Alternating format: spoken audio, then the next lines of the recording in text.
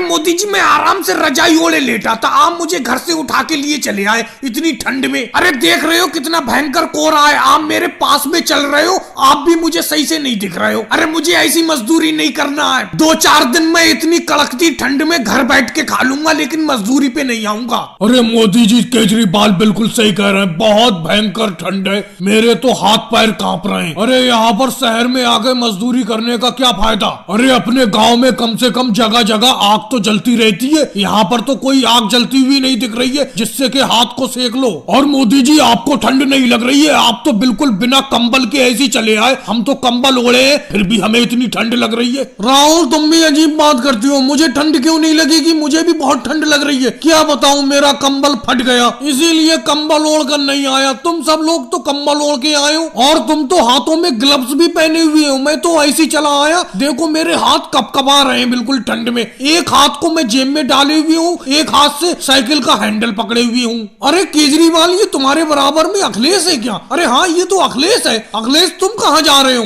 अरे मोदी जी गांव में कोई दूध खरीद नहीं रहा, मैंने सोचा मैं शहर में दूध बेच के चला आता हूँ, इसीलिए दूध बेचने जा रहा हूँ शहर में। अरे बहुत ठंड है मोदी जी, अगर कल को मेरा गांव में दूध नहीं बिका तो मैं दूध की खीर तो बना के खा लूंगा, लेकिन शहर में बेचने के लिए नहीं आऊंगा। अरे कैसे नौजवान हो अखिलेश, कैसी बातें करती हो, काम से क्यों बचती हो? अरे तुम्हारा तो अपना काम है, तुम दूध बेचने जा रहे हो, हम तो मजदूरी करने जा रहे हैं शहर में, हम बिल्कुल ठंड को नहीं देख रहे। अब तो खैर थोड़ी उम्र हो गई, जवानी में मैं सर्दी में धोती कुर्ते में मजदूरी करने के लिए चला जाया करता था, कोई ना स्वेटर ना कंबल कुछ नहीं पहनता था मैं। अरे राहुल थोड़ा सा इधर को आ जाओ, अंदर साइड से चलो, मोटर गाड़ी चल रही है रोड पर, अपनी साइकिल को बिल्कुल बीचा बीच रोड पर चला रहे हो तुम। अरे मोदी जी चलते चलते एक आध गाना को ना सुना दो, कम से कम ठंड कम लगे, आपके गाने में ध्यान बढ़ जाए। चलो अभी सुना देते, लो अभी सुनो, यहाँ हूँ चाहे कोई मुझे। अरे नहीं मोदी जी ये मत सुनाओ, ये मत सुनाओ, इस गाने को सुनाते ही तुम ज्यादा जोश में आ जाते हो, इस गाने को रहने दो, फैक्ट्री पहुंचने वाले हैं, लौटते टाइम सुना देना गाना आप। और भाई लोगों को वीडियो को लाइक करो, चैनल को सब्सक्राइब करो। अरे राहुल जल्दी आओ, अपने खेत पर जाकर देखो, तुम्हारे खेत में जानवर घुस गए, तुम्हारी फसल को खा रहे हैं जानवर, जाके देखो। अच्छा ये बताओ अखिलेश, जानवर फसल को नहीं खाएंगे तो कौन खाएगा? अरे जानवर का काम ही होता है फसल को खाना, जाओ अपना काम करो, जाकर अपनी फसल की रखवाली करो। यहाँ पर आ गए, आराम से मैं खाट पर लेटा आराम कर रहा था और योगी जी की कहानी सुन रहा था। अरे जाओ अखिलेश अपना काम करो जाकर, अच्छा खासा मैं राहुल को कहानी सुना रहा हूँ, यहाँ पर आ गए तुम। अरे पूरे 50 बीघा की जमीन है राहुल की, एक आध बीघा अगर जानवर खा भी जाएंगे तो क्या हो जाएगा? तुम अपनी 2 बीघा की जमीन देखो जाकर, तुम्हारी जमीन को जानवर ना खा जाए। वैसे राहुल कहाँ पर थे कहानी में अपना? अरे योगी जी वहां तक तुमने कहानी सुना दी थी कि मगरमच्छ ने बंदर से दोस्ती कर ली। योगी जी मुझे तुम्हारी कहानी समझ में नहीं आ रही है, बंदर मगरमच्छ से दोस्ती कैसे कर सकता है? अरे राहुल हो सकता है, कहानी में कुछ भी हो सकता है। अरे मोदी जी आ गए, मोदी जी बताओ कहानी में कुछ भी नहीं हो सकता। अरे योगी जी कौन सी कहानी सुना रहे हो आज राहुल को तुम? क्या खाट पे बैठने की इजाजत है, हम भी बैठ जाएं? अरे कैसी बात करते हो मोदी जी, आप ही की तो खाट है, बैठो आराम से। अरे मोदी जी ये मुझे वो कहानी सुना रहे हैं बंदर और मगरमच्छ वाली, बंदर ने मगरमच्छ से दोस्ती कर ली। बंदर और मगरमच्छ में कैसी दोस्ती हो सकती है मुझे ये बताओ? मगरमच्छ पानी में रहता है जबकि बंदर पेड़ पे रहता है। योगी जी तुम भी अजीब अजीब कहानी सुनाती हो, तुम राहुल को हाथी और घोड़े वाली कहानी सुनाओ, बोई वाली सुनाओ। चलो एक बहुत बढ़िया कहानी सुनाता हूँ। बहुत पहले की बात है, 2 अलग अलग राज्य में 2 राजा राज करते थे।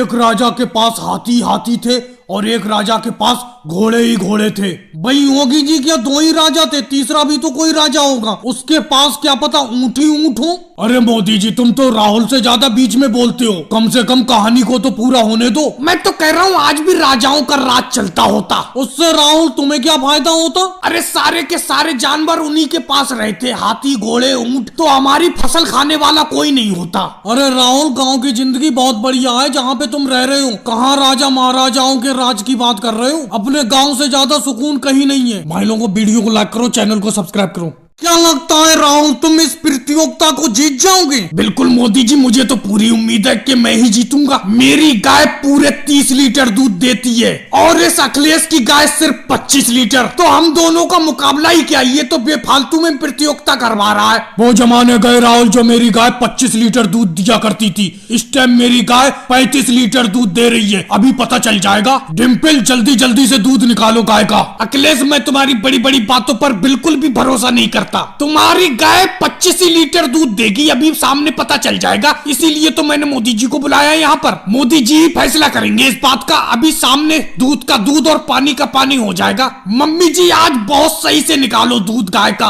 अरे निकाल तो रही हूँ बेटा। राहुल तू तो बेफालतू में गदर मचाता है। एक तो मुझे इस गाय के मारने से बहुत डर लगता है। अरे डरती क्यों हूँ, मैं इसके पास बैठा हूँ, आराम से नहीं मारेगी ये। मैं पास में बैठा हूँ इसके। तुम निकालो दूध को। पता नहीं आज क्या हो गया, गाय सही तरीके से दूध दे ही नहीं रही है। डिम्पल ज्यादा बातें मत बनाओ, आज इज्जत बेइज्जती का सवाल है। सही तरीके से दूध निकालो गाय का। अखिलेश बुरा मत मानना, मुझे ये लगता है तुम हार जाओगे, क्योंकि डिम्पल और सोनिया जी ने एक साथ दूध निकालना चालू किया था और मैं अभी तक देख पा रहा हूँ कि राहुल की गाय ने ज्यादा दूध दिया है। अरे मोदी जी देखते रहो, अभी से परिणाम पर क्यों पहुंच रहे हो। मेरी गाय शुरू में दूध कम देती है, फिर आखिर में बहुत दूध देती है। यही मेरी गाय की खासियत है। क्यों डिम्पल? मैं बार बार आपसे कह रही हूँ, लेकिन आप मेरी बात को मान ही नहीं रहे। कैसे? मैं समझा नहीं, क्या कहना चाह रही हो डिम्पल तुम? लगता है आज गाय सबके सामने दूध दे ही नहीं रही है। अखिलेश अब तो हार मान लो, मैं कहता हूँ अब तो हार मान लो। तुम्हारी गाय का दूध कम है राहुल की गाय के सामने। बिल्कुल नहीं, मैं बिल्कुल हार नहीं मानूंगा। डिम्पल बिल्कुल सही कह रही है, मेरी गाय सबके सामने दूध दे नहीं रही है। ऐसा है, सब लोग इसके सामने से हट जाओ, फिर ये दूध देगी। ये बहाना नहीं चलेगा अखिलेश, प्रतियोगिता सबके सामने होती है, समझे। राहुल की गाय क्यों दूध दे रही है सबके सामने। भाई लोगों वीडियो को लाइक करो, चैनल को सब्सक्राइब करो। योगी जी मुझे ये तुम्हारी बात बिल्कुल पसंद नहीं आई, बिल्कुल भी पसंद नहीं आई। अरे कौन सी बात मोदी जी, मुझे तो बताओ कौन सी बात। अरे ये बताओ, तुमने ठंड में नहलाने का काम चालू किया है। एक बड़े से बर्तन में नीचे आग जलाकर पानी गर्म कर रहे हो और उसी में बैठ बैठ कर लोग नहा कर जा रहे हैं। मैंने भी सोचा मैं भी नहा लूं, लेकिन ये क्या, एक तो इतनी भयंकर ठंड थी और मैं कपड़े निकाल कर जैसे ही इस भगोने में बैठा, ये तो पानी बिल्कुल ठंडा है। तुम आग सही तरीके से जला ही नहीं रहे हो, पानी गर्म हो ही नहीं पा रहा है। बेफालतू के 5 रुपए ले रहे हो तुम। इससे तो अच्छा मैं घर जाके ठंडे पानी में नहा लेता। अरे योगी जी इस बर्तन के नीचे और लकड़ी जलाओ, पानी तो थोड़ा गर्म होने दो। अरे मोदी जी को ठंड लग रही है, बिल्कुल ठंडा पानी है भगोने के अंदर। देखो भाई, जिसको नहाना है वो नहाए, जिसे नहीं नहाना है वो चला जाए। 5 रुपए में मैं इस बर्तन के नीचे पूरे जंगल की लकड़ी थोड़ी जला दूंगा। अरे घर पर तो इतनी सर्दी में बिल्कुल बर्फ से भी ज्यादा ठंडा पानी है। मैं भगोने में कम से कम पानी गुनगुना करके तो दे रहा हूँ, हल्का गर्म करके। यहाँ पर नहाने पर तुम्हें बिल्कुल भी ठंड नहीं लगेगी।